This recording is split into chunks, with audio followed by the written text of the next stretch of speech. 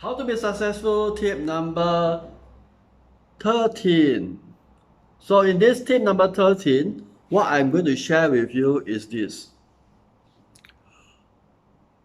You have to understand that you do not know anything. You do not know everything. You may know something, but the fact is that you do not know all the things in the universe. I was very confident and very, we use the word, extremely confident that I know everything in the world last time.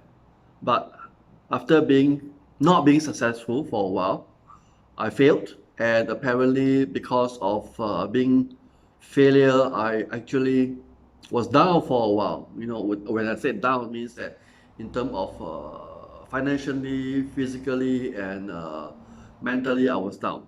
And after that, I realized that I have to pick up myself, and when picking up, it was not an easy process. And because of that, I learned to be more open in terms of opening to more things. And because of able to open up to more things, I realized that I know a lot of things whereby I do not know. And because of that, I learn to be more acceptance in terms of learning new things. So I always adapt this particular approach is that I do not know what I do not know. Because of not knowing what I do not know, so what are the things that are outside that can help myself or yourself or your family or your people around you? So the fact is this, there are so many interesting things around you that if you open up your mind and just listen, you don't have to accept it, just listen, and then from there you process the information and see whether does it make sense. You see, when the fact about this is, does it make sense? If it makes sense, and why not you try it for at least a couple of months or a year or half a year and see whether it helps you, regardless of anything that you learn. You just try it 3 months, 6 months, 1 year. You try it first, see whether it works. If it does not work, then change, then drop it. It's okay. But one thing for sure is, if you have a closed-minded, that means you don't accept anything that is new or anything that is out of the world or anything that is innovative, then apparently you will not progress. You will not be successful, to be honest and very blunt.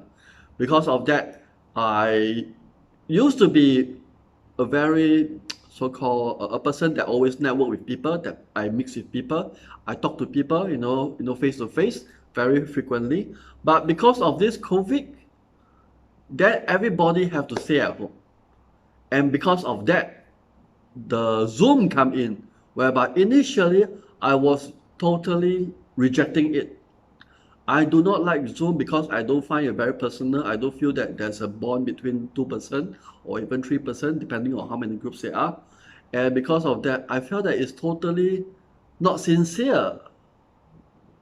And the thing is that I have to accept the fact that it's going to be continuously like this for the next few years.